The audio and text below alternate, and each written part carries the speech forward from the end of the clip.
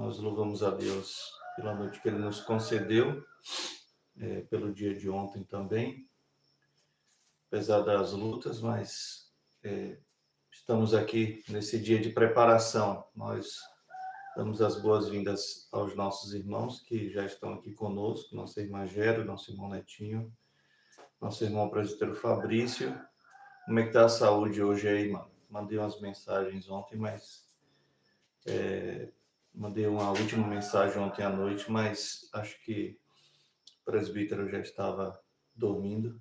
Estávamos conversando mais cedo um pouco, eu acabei dormindo de repente, cansaço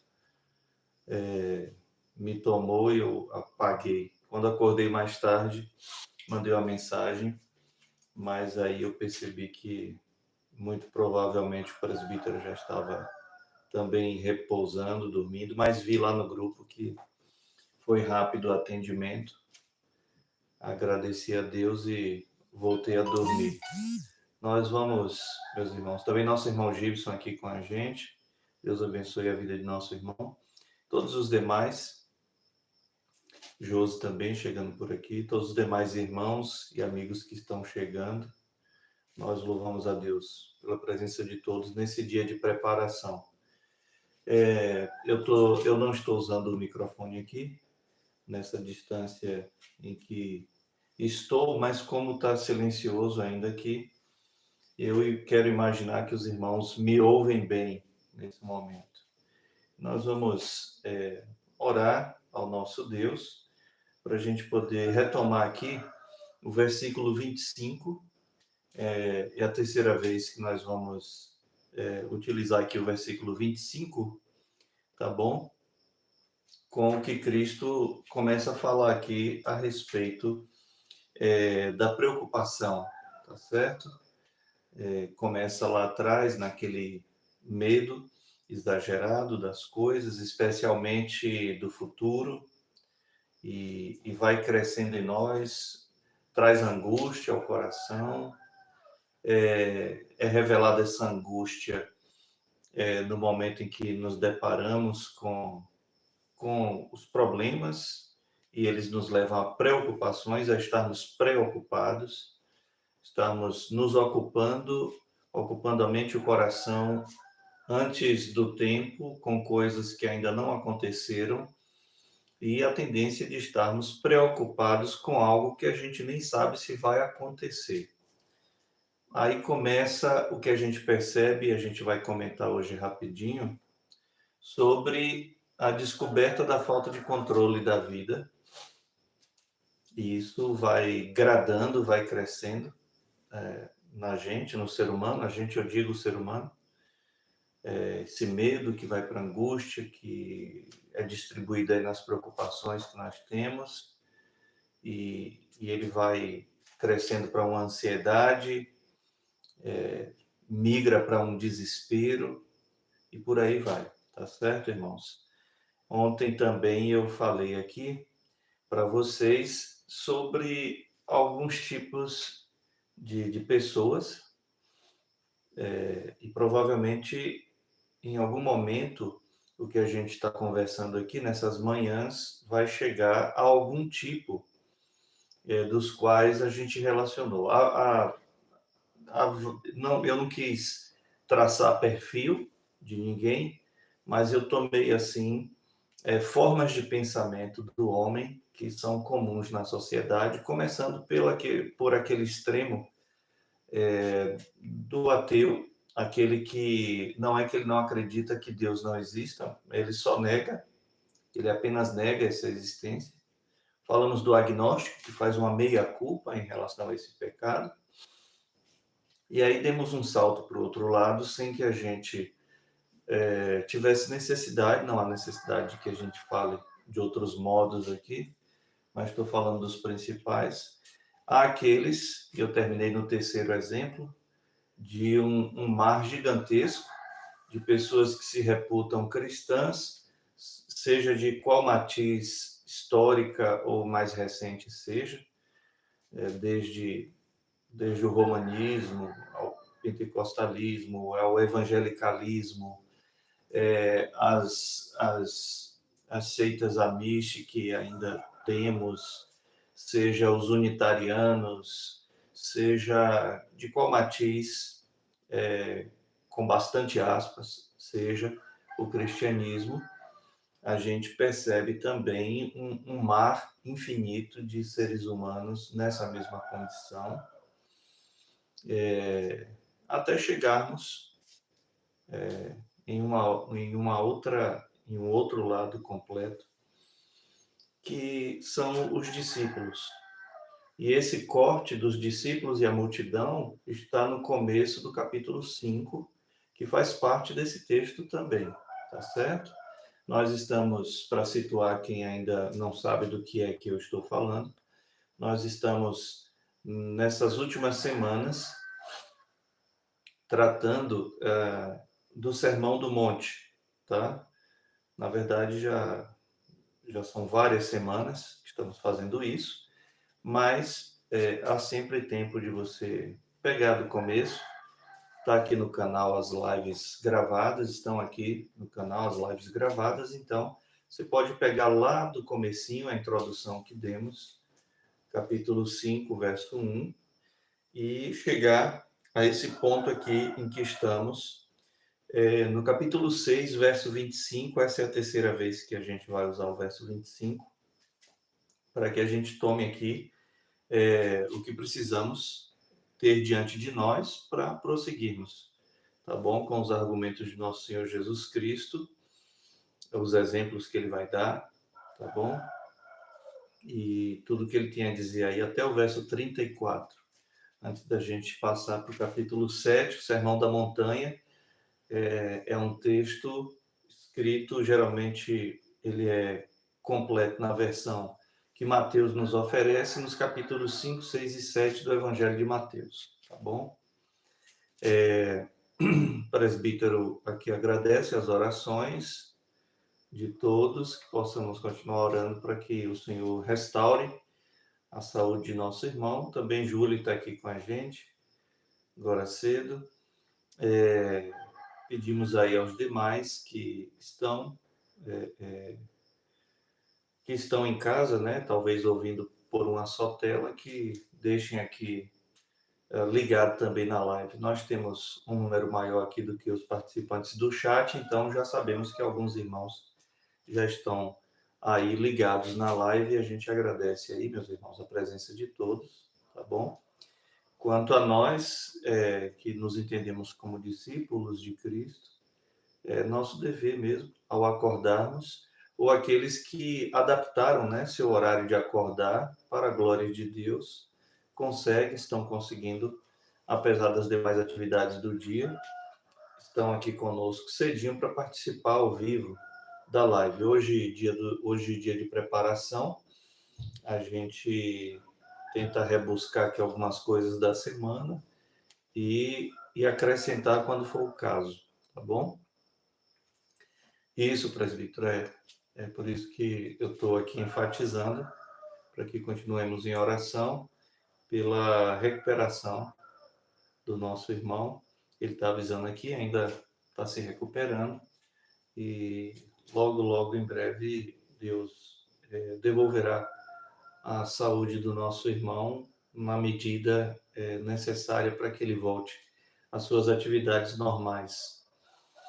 Também os nossos amigos, né, que provavelmente já estão chegando por aqui, sejam todos muito bem-vindos, especialmente você que está pela primeira vez. Nosso desejo, nossa oração é que Deus abençoe a sua vida.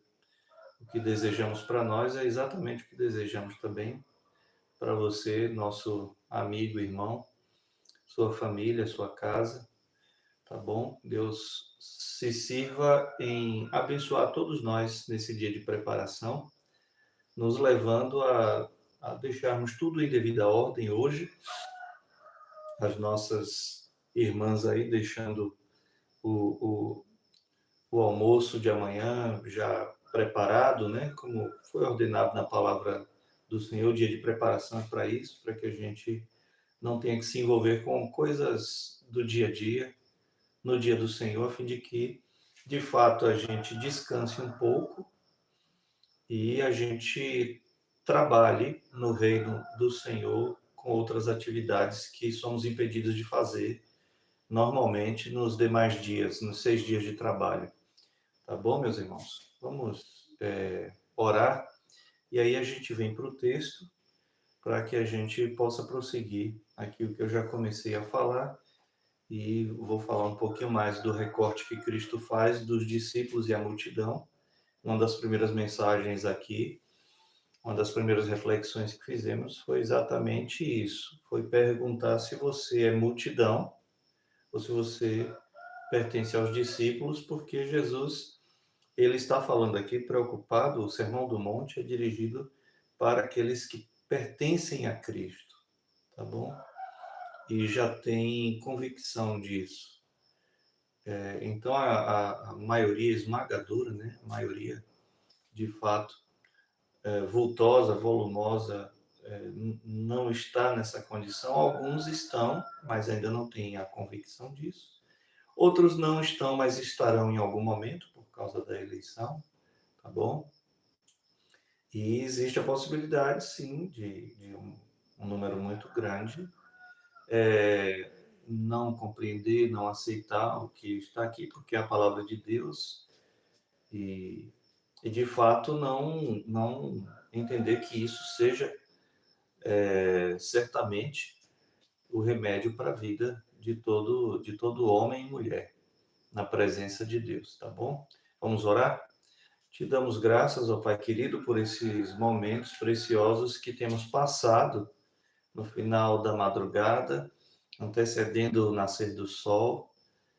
Alguns conseguem se reunir aqui para a tua glória e sermos ao vivo edificados em recebermos a tua palavra, aquilo em que pensarmos, meditarmos, aquilo que ocupa a nossa mente, é o objeto de nossa meditação, é o que meditamos, é o que ocupa a mente.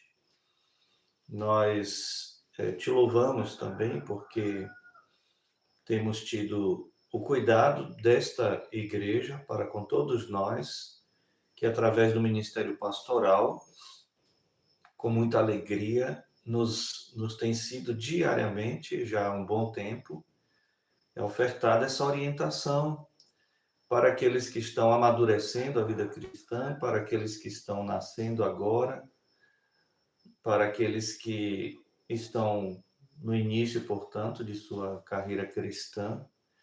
Bendizemos o nome do Senhor, ó Deus, por todos nós que já temos uma caminhada antiga no Evangelho e que podemos descobrir os tesouros da Tua lei, podemos, ó Deus, a cada dia não descobrir no sentido de que estava coberto, mas olharmos com mais profundidade o que o Senhor nos diz nas Escrituras Sagradas, dando para nós a possibilidade de crescermos cada vez mais em Cristo, na nossa edificação, nesse caso aqui agora cedo, a edificação pessoal de nossas vidas, mas também louvamos mais ainda por aqueles que têm tido a oportunidade, se quiserem abraçar a oportunidade, têm tido esta oportunidade que o Senhor oferece, ó Deus querido, enviando quem faça isso, no treinamento da vida cristã, já começando, portanto, a vida cristã da maneira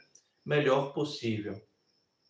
Dá-nos profundidade teológica, como teu povo, o povo do pacto, por óbvio que conhece mais sobre Deus quem anda mais próximo do Senhor. Não existe outro meio, não existe mágica, não existe, ó Deus, nada de místico, de esotérico, que nos faça, através do gnosticismo, termos uma ascese e ascendermos espiritualmente, que estas coisas, estes pecados, estas heresias abomináveis, elas jamais venham fazer parte da nossa vida, Senhor. Nós te pedimos que cresçamos em Cristo, na medida que nos relacionamos com Deus, e relacionamentos são pessoais, porque depende de pessoas se relacionando, e na medida em que crescemos na nossa relação com o Senhor, isso pressupõe que estamos aprendendo sobre o Senhor. E um dia, quando não mais tivermos a necessidade de vermos algumas coisas com a dificuldade que o espelho do passado, dos dias do apóstolo Paulo, refletia a nossa própria imagem para nós, uma imagem opaca, distorcida, mesmo porque os espelhos eram metais polidos. No dia em que formos glorificados, no dia em que houver a grande ressurreição e ressuscitarmos em corpos apropriados para vivermos eternamente sem pecado na tua presença, em teu reino, aí veremos plenamente como plenamente somos vistos e conhecidos. E como temos aguardado por isso, Senhor. Daqui até lá, a tua ordem para nós é que conheçamos o Senhor e prossigamos em conhecer. E uma vida cheia do Espírito Santo é uma vida que se relaciona com o seu Deus, e o relacionamento pressupõe que nos conhecemos cada vez mais. Nós já somos plenamente conhecidos pelo Senhor. Salmo 139 também, o Senhor diz que, através da boca do salmista, que ainda quando estávamos no ventre de nossa mãe, sem forma definida, o Senhor via os nossos tecidos sendo formados pelo teu poder. E nós te louvamos, Senhor, porque da mesma maneira como o Senhor nos formou todos os nossos tecidos, fez surgir nossas células que se multiplicavam aos milhares em pouco tempo. O Senhor também agora, no novo nascimento da água e do Espírito, o Senhor nos gerou por Tua Palavra e nos tem gerado por Tua Palavra. Seja nas palavras que são vivas e eficazes, que é a Tua Palavra, a Tua lei, a Tua vontade, boa, santa, perfeita, para as nossas vidas.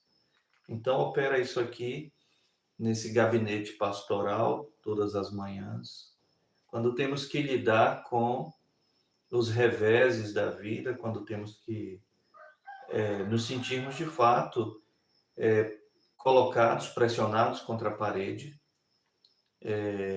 acerca das nossas experiências da vida.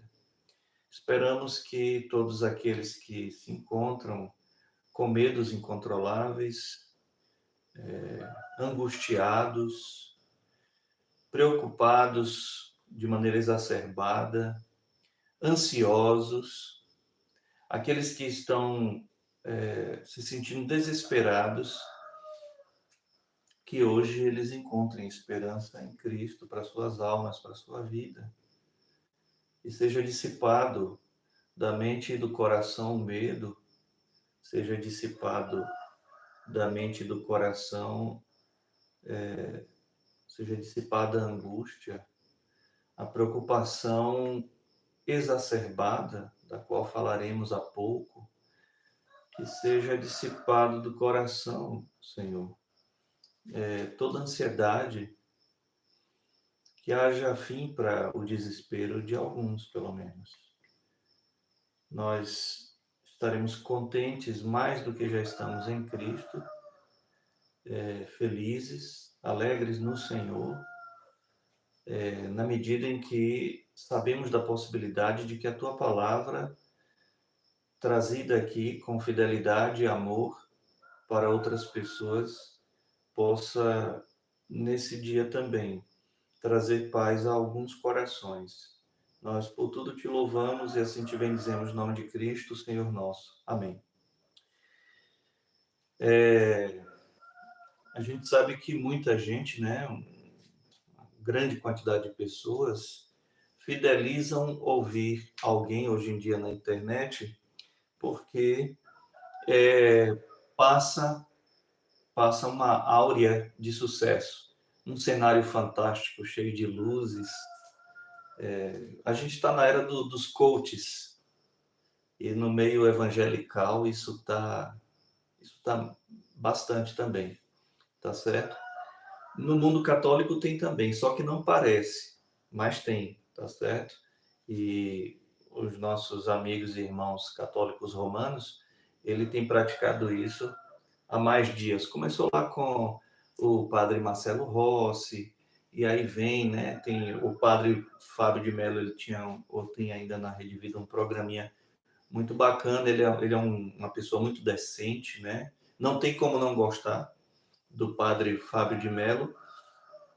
Ele tem até no coração, ele foi até perseguido por alguns da sua própria igreja, porque ele estava muito parecido com os evangélicos e tal. Ele tem no coração, ele é uma pessoa honesta, então ele tem no coração o fato de que a idolatria é pecado, e ele sabe que na igreja de Roma, a igreja de Roma é, por essência, uma igreja idólatra, sem ofensas aqui, é só uma constatação. E como é que você sabe disso, pastor? Está julgando a gente? Não. Não e sim, né? Eu não posso fazer o juízo temerário. A gente não deve julgar porque Cristo proibiu aqui no Sermão do Monte: não julgueis para que não sejais julgados, porque na medida em que você julgam, também serão julgados. Agora, a mesma palavra de Deus diz que nós devemos julgar. Julgar o quê? Do que é que está falando? Pode ou não pode? Deve ou não deve? Não devemos julgar as intenções, porque só quem sonda o coração e a mente é o Espírito Santo de Deus. Mas julgamos objetivamente as ações, através da palavra de Deus. Tá bom? Então, eu estou falando das ações, eu estou julgando as ações, o que é proibido na Escritura, como, por exemplo, o segundo mandamento: não farás para ti imagem de escultura, nem do que há no céu, nem na terra, nem embaixo, em canto nenhum. E é exatamente o que historicamente tem sido feito, tá? Meus irmãos e amigos queridos, um abraço a todos vocês que nos assistem, se há alguém que nos assista, tá bom? Meus respeitos aos meus amigos e irmãos, mas é o que acontece. E aí, você vai olhar o Salmo 139, eu não tenho certeza, o Salmo 115, que nas versões católico-romanas não é exatamente o 115, eu sempre faço essa confusão, eu acho que é o 116 lá, tá? Mas nas versões protestantes é a mesma Bíblia, tá, gente? É só a organização e a forma de transmitir o que está lá que é diferente. Mas é a mesma Bíblia, com a diferença de que as versões romanas, elas têm um acréscimo de 7 livros apócrifos, não inspirados por Deus, conforme o próprio escritor, tradutor da Vulgata Latina, que foi São Jerônimo, tá bom? Então, há essa quebra. Só que eu penso, eu já falei isso aqui umas 2 vezes para vocês, eu penso que os evangélicos praticam a idolatria pior. É aquela que está bem disfarçada no coração, tá? E isso tem a ver com o dinheiro. A gente terminou uma sessão há 4 dias atrás, terminamos a sessão do verso 19 ao 24, e o verso 24 terminou aí no capítulo 6 de Mateus, dizendo, você tem que se decidir. Ou você serve a Deus, ama a Deus e odeia as riquezas, ou você serve as riquezas e despreza a Deus. Não dá para servir a 2 senhores. Alguém é mais algo é mais poderoso na tua vida e no teu coração ao ponto de te controlar. E com esta questão que Cristo põe diante de seus discípulos e por tabela diante da multidão que estava ali, observando o ensino de Cristo aos discípulos, então entra essa questão aqui da ansiedade, da preocupação para com a vida, tá? Então, eu quero também, como eu disse na introdução, antes da oração, começar perguntando outra vez: você é discípulo que está ali aos pés de Cristo, ou você é da multidão que só observa, que só aparece ali para observar, saber do que se trata e tal, mas sem se tornar um discípulo, sem se desgarrar da multidão e se juntar aos discípulos, não é? o seguir a Cristo, que é o que corresponde a tornar-se discípulo dele, porque ele chama eficazmente pelo poder do seu Espírito, pressupõe algumas coisas. Há um custo que é alto para sermos discípulos de Cristo, e é esse custo que quase ninguém quer pagar. E olha que eu não estou nem falando quem está fora da igreja, eu estou falando dos de dentro da igreja. São poucos que querem pagar o custo do Evangelho, do ser discípulo de Cristo, tá bom? Então, a gente deve ser norteado todo o tempo aqui, enquanto estivermos no Sermão da Montanha, cada dia que a gente aprende alguma coisa nova, nos perguntarmos, e aí? Né? Eu sou um discípulo, eu sou um dos discípulos, ou eu sou mais um rosto lá na multidão? Tá bom, meus irmãos? Isso é importante porque eu disse há pouco que estamos numa era de coaches. E aí eu entrei no assunto dos nossos irmãos da Igreja Católica e voltei, retornei aí aos evangélicos que pensam que cometem maneiras idolátricas mais sofisticadas, né? Para não parecer que estão exercendo idolatria no coração. E qualquer coisa que tome nossa atenção e nos domine é a nossa idolatria, tá, meus irmãos? Tem gente que tem coisas mínimas podem te controlar. Por isso que eu falei ontem para vocês que o dia do Senhor, falei isso ontem, meio-dia, tá? Que a gente está vendo lá sobre os mandamentos. Então, 12h30. Eu falei sobre o dia do Senhor também como um divisor de águas na nossa própria vida. É uma forma de... O dia do Senhor ajuda a gente a aferir a nossa fidelidade a Deus, tá? A nossa fidelidade a Deus. Somos capazes de nos importarmos tanto conosco mesmos, com os nossos interesses pessoais, aquilo que está controlando, dominando o nosso coração, ao ponto de que no dia do Senhor a gente chegue a querer se justificar de não fazermos a vontade de Deus no dia do Senhor, em separar este dia para a glória dele.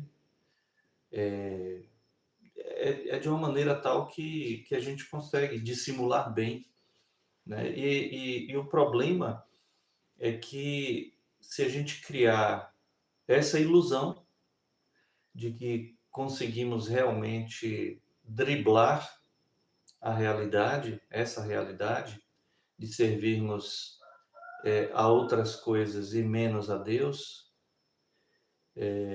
a gente acaba acreditando, a gente mesmo acredita no que a gente está dizendo. Isso é muito perigoso, né? Isso é uma esquizofrenia mesmo. Então, não é assim que funciona a vida, tá certo? A vida demonstra para nós que é um mar de rosas a vida. A vida é um mar de rosas. A vida tem cores belas, tem algumas pétalas sedosas de rosas, perfumada muitas vezes. Mas assim, para algumas rosas que nós temos, belas aos olhos, cheirosas ao nosso olfato, delicadas ao nosso tato,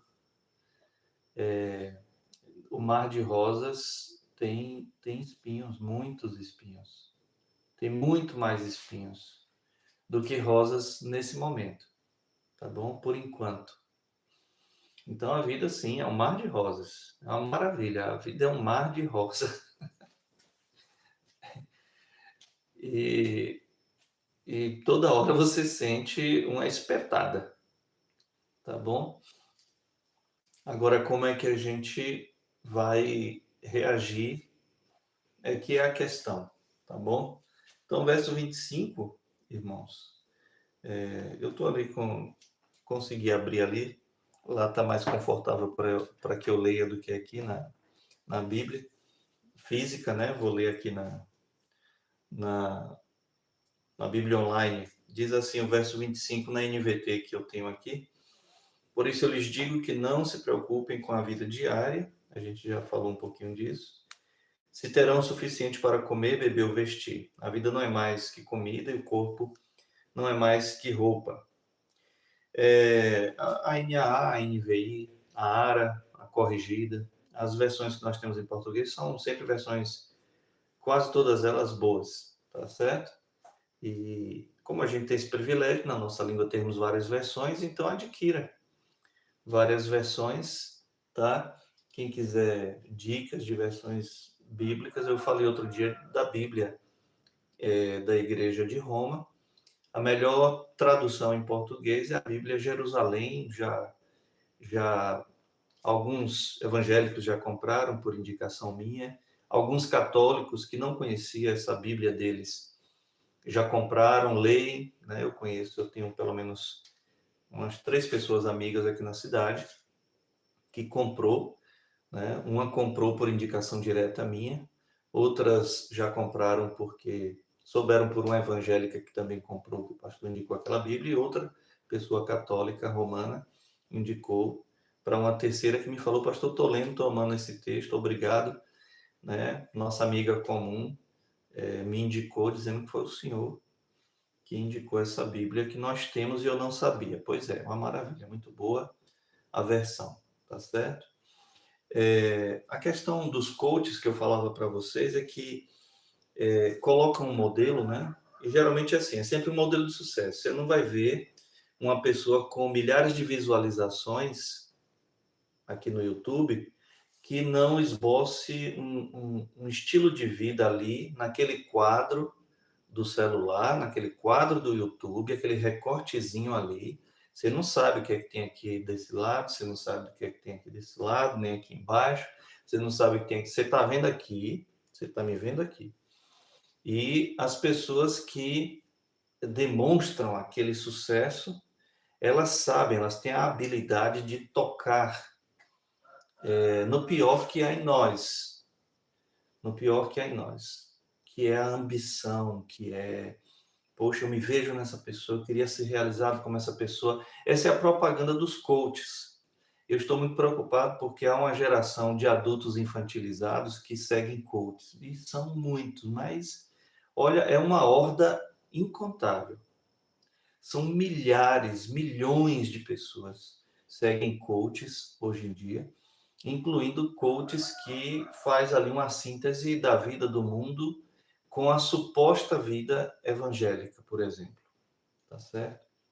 E aí, qual é a base do evangelho ali? Qual é a boa nova que o coach traz, né?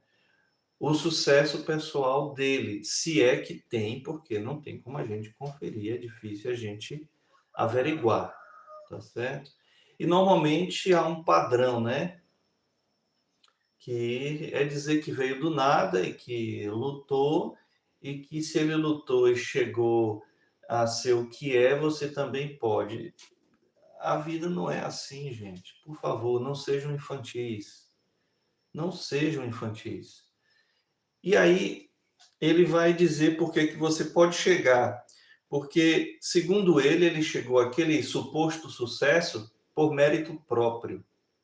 Porque ele errou muito e tal, mas aí teve uma hora que ele conseguiu acertar e foi ali aperfeiçoando seu método, suas regras, e ele tem um controle de tudo ali.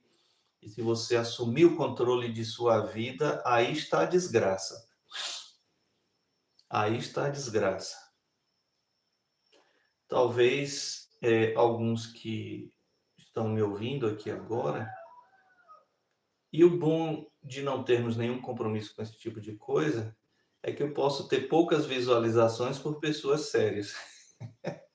De modo que eu tenho uma coleção de fracassos na minha vida que, se eu for contar aqui para vocês, eu preciso de uma live de 2 dias para contar a minha coleção de fracassos na vida. Eu sou um fracasso ambulante enquanto ser humano. Mas para descobrir isso, foi muito duro, foi muito difícil, tá?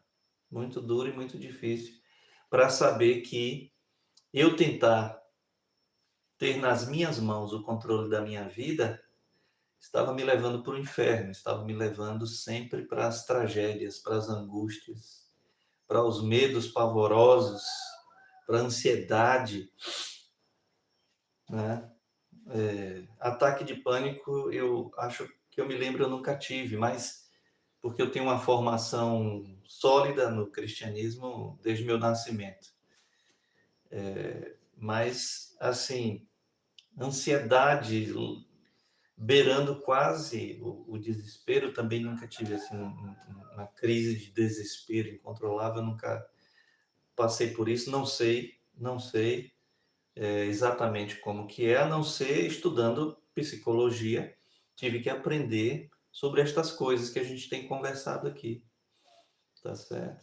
Mas a psicologia não pode oferecer solução, tá bom? A psicologia, ela é filosofia, tá bom? Psicologia e psicanálise são ferramentas filosóficas, tá bom? Não é ciência, como história também não é ciência exatamente. A psicologia não é ciência, mas é algo necessário, porque um ramo da psicologia, que são os ramos que a gente usa aqui no Brasil, estudam comportamento, outros ramos estudam outras áreas, tá? Mas o que a gente está falando sobre medo, preocupação, angústia, ansiedade, desespero, são questões que não são doença, não está no nosso corpo, está na nossa mente. Mas o que é a mente? Ninguém estuda a mente. Psicologia não estuda a mente. Não há quem possa estudar a mente.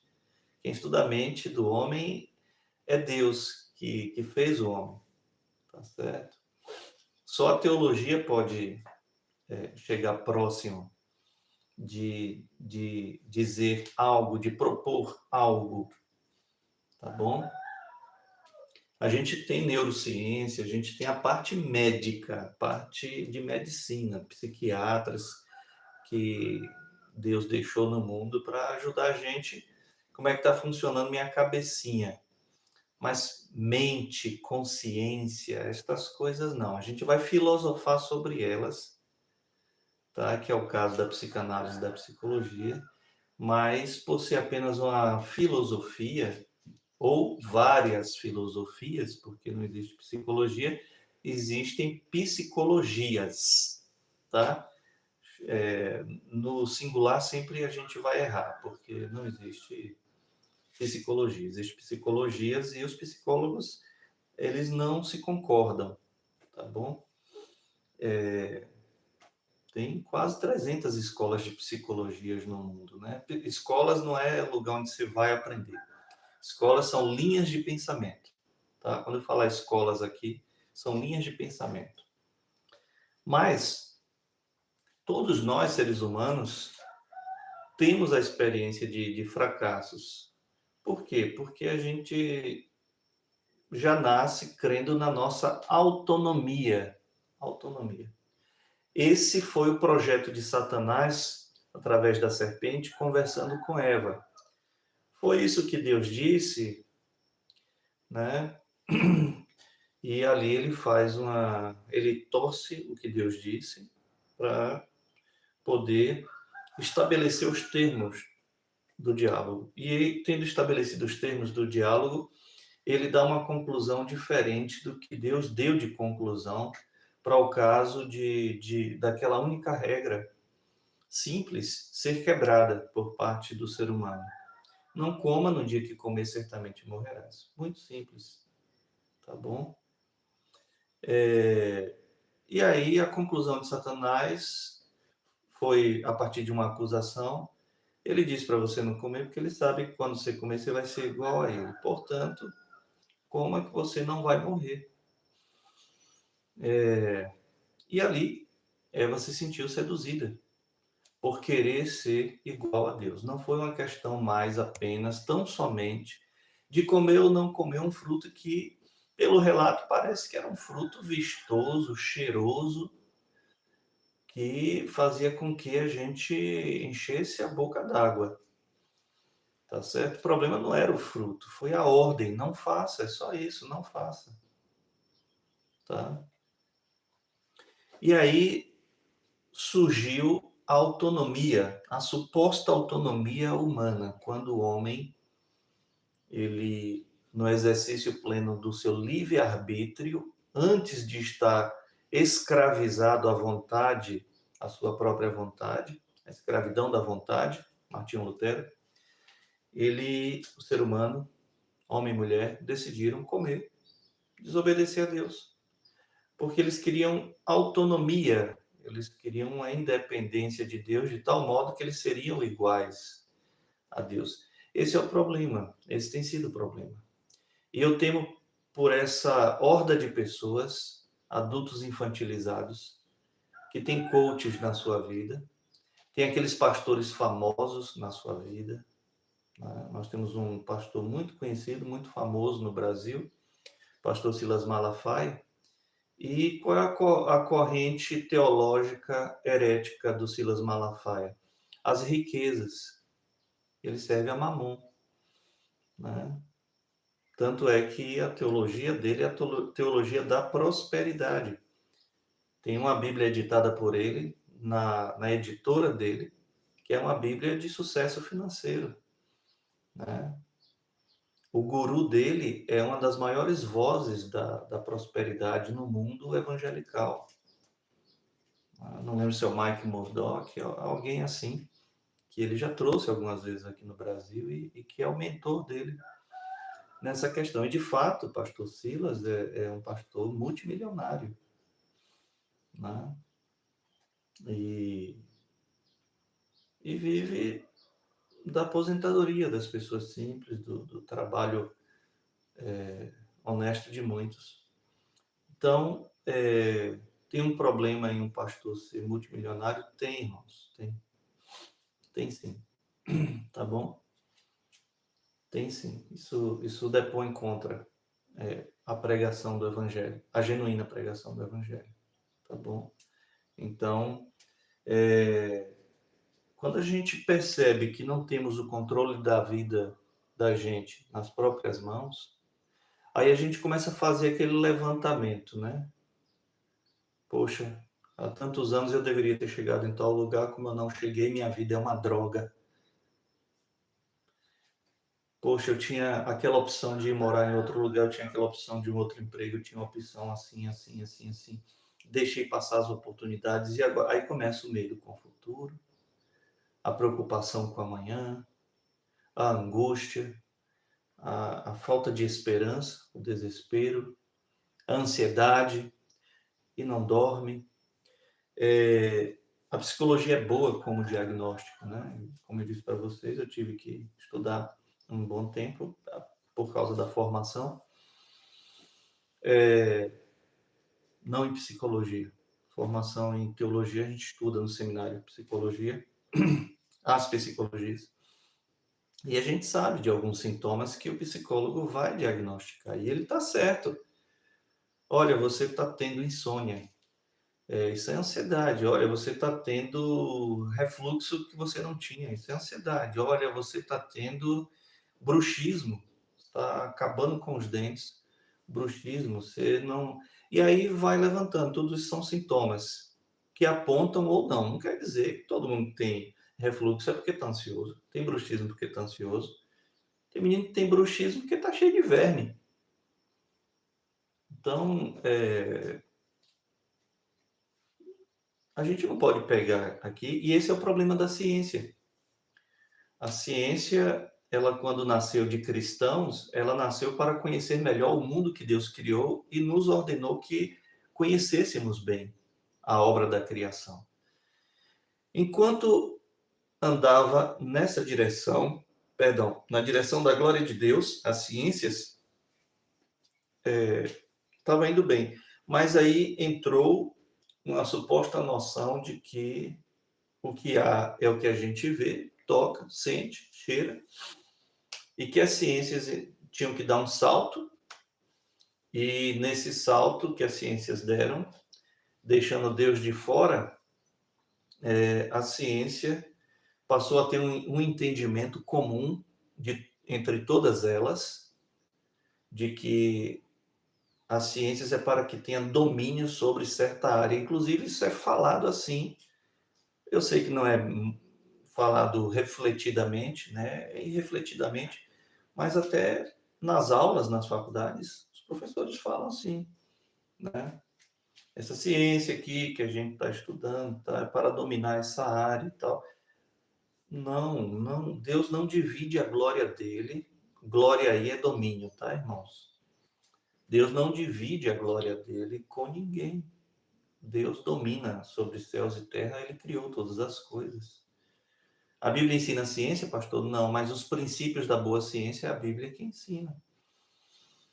Então, nessa inversão das coisas, a gente vê por que a gente tinha que, no século XX, valorizar mais pseudociências que trataria de pseudo-doenças.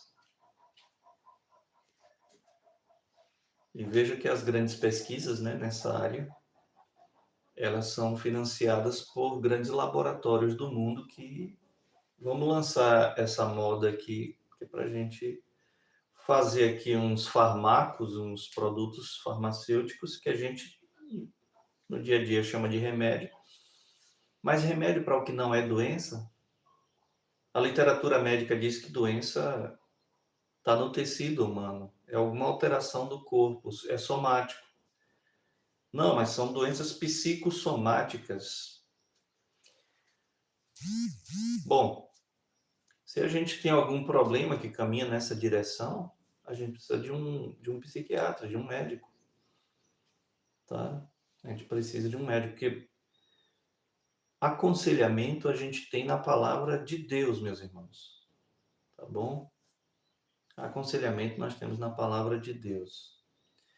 E para a gente finalizar, e aí segundo a gente retoma aqui, seguindo aí para os versos 26, 27, é que quando a gente descobre essa falta de controle da própria vida, uns logo desistem de viver, outros vão viver em sofrimentos, com essa ansiedade, essa angústia. E há um sentido bom da angústia no homem, porque essa angústia em nós deve ser apetite, fome de Deus. O homem é angústia nesse sentido, de que ele tem fome de sentido para a vida. E sentido, a gente só encontra o sentido da vida, a gente só encontra no Logos, tá bom? Eu ainda vou tratar disso com vocês, que aí eu já estou entrando na filosofia de novo. Logos foi o logocentrismo, foi o método que Tales e outros pensadores, séculos antes de Cristo, começaram a pensar nele como a razão que explica a existência. Aí saímos do mito para a filosofia. O pensamento mítico, ele deixa de existir e nasce o pensamento filosófico com a noção de logos, tá bom? Para explicar a arqué, o princípio primordial de toda existência. E o logos, que é de onde vem lógica, é a palavra de explicação. Tá bom? Mas se você já descobriu que você não consegue ter controle de sua vida e olhando para a sua história atrás, você viu que realmente você não tinha o controle de sua vida nas mãos, você tem alternativas. Alternativa número 1, permaneça como está e aí você vai ver sua vida piorar até você pensar bobagens contra si próprio, contra a sua própria integridade, porque você não encontra sentido para a vida, razão para a vida.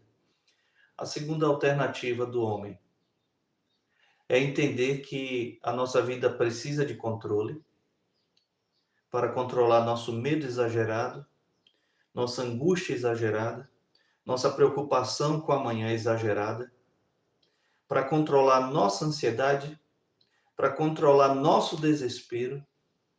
A gente precisa de controle. Mas agora você descobriu que você não consegue controlar a sua vida. Eu não consigo ter controle sobre minha vida. Um coach jamais diria isso, claro, tá? Essa é uma mensagem anti-coach aqui.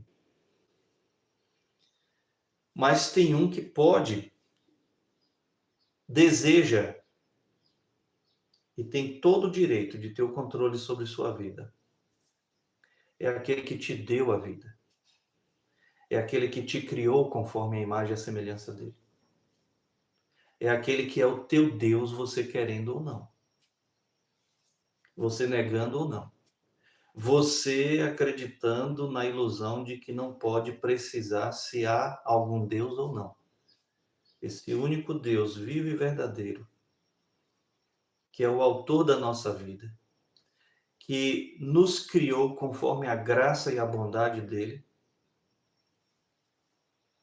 e que em nenhum momento da história disse para mim ou para você, seja dono do seu destino, faça o seu futuro, assuma o controle da situação. Como é que um cônjuge assume o controle da situação de um casamento? Me explica. Porque deve ser uma vida de comum acordo.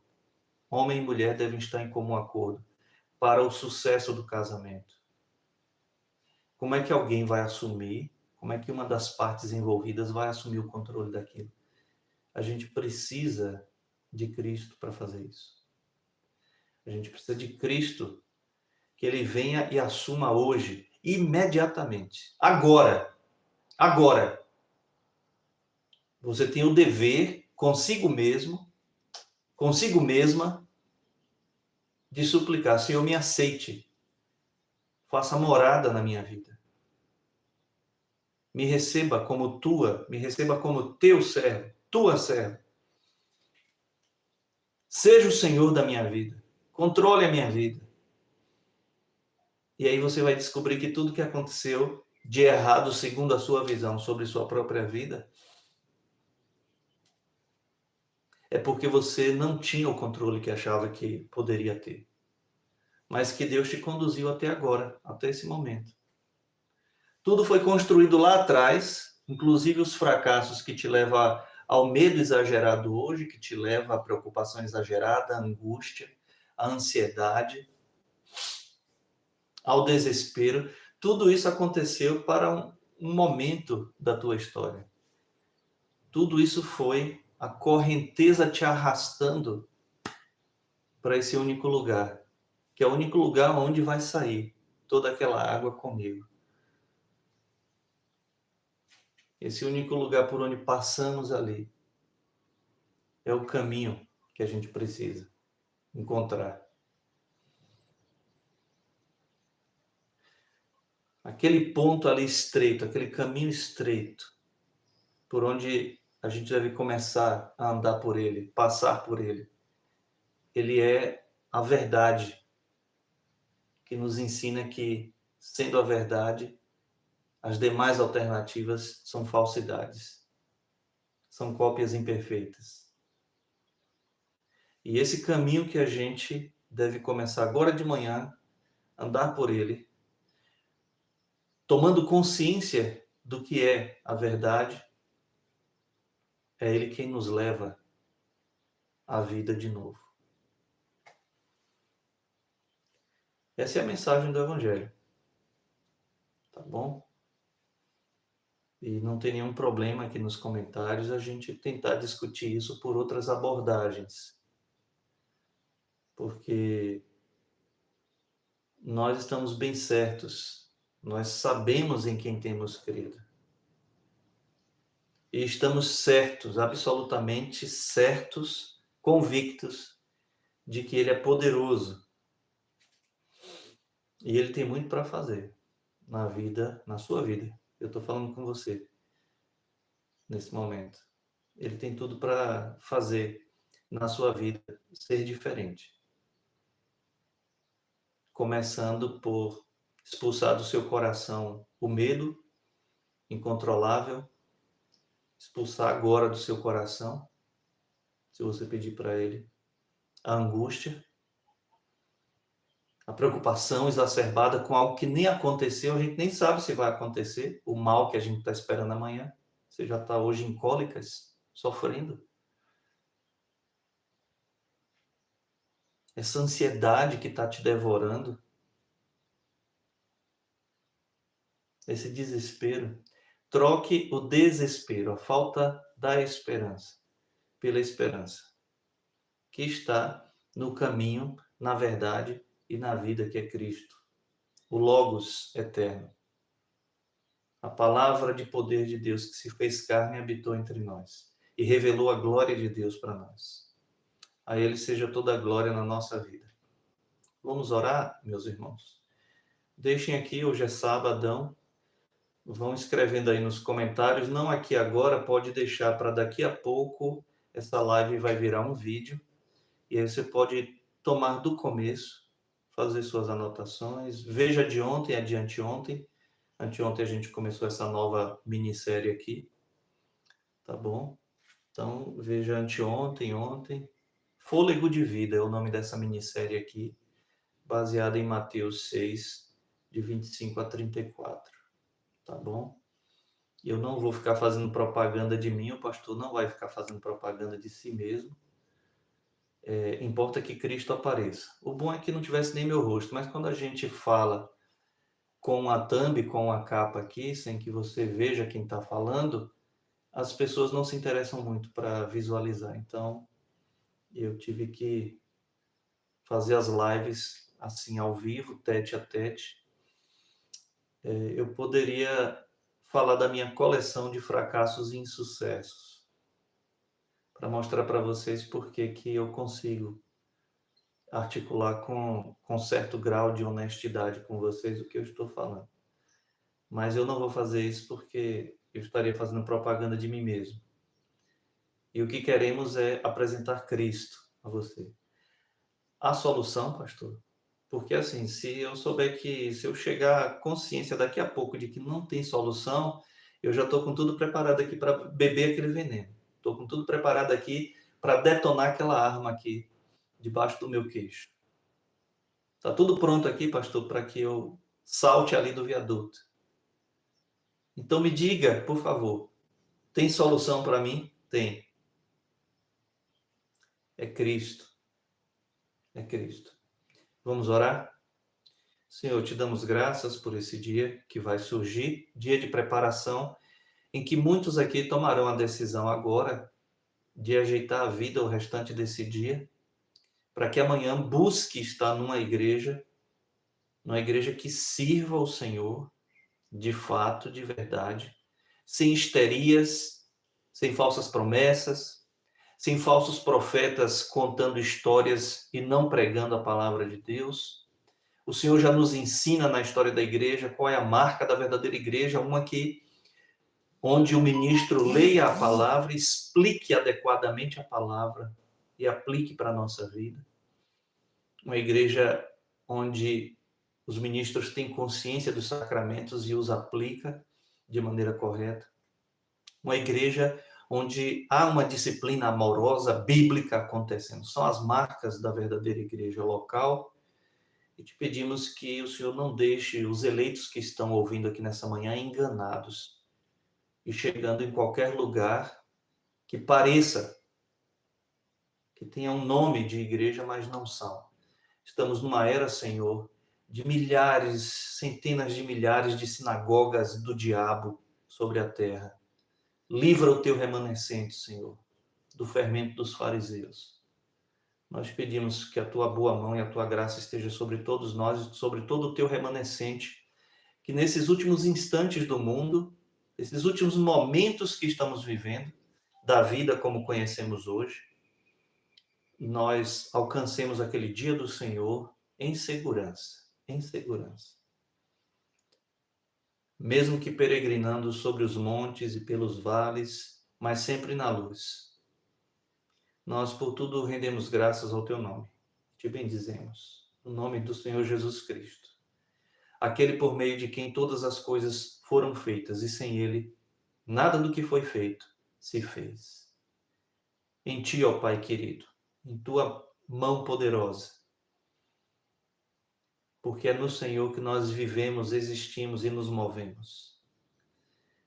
E se a gente conseguiu atravessar mais uma noite escura, estamos aqui no romper do dia, nesse início de manhã, contemplando o Senhor, é porque o Senhor quis que isso acontecesse e quis que ouvíssemos a tua voz. Fala-nos ao coração, transforma a nossa vida e que o teu Espírito chame com poder e vocação eficaz os que são teus. Em nome de Cristo oramos. Amém. Deus abençoe, meus irmãos, a cada um de vocês. Muito bom ter passado aqui uma hora fechada aqui junto com vocês. Minha oração é que Deus os abençoe grandemente nesse dia. Saúde ao meu presbítero e pastor Fabrício e nossa comunidade local e todos os nossos irmãos e irmãs, amigos e amigos de perto, de longe, que estão aqui, que passarão depois por aqui. Que Deus abençoe a vida de todos vocês.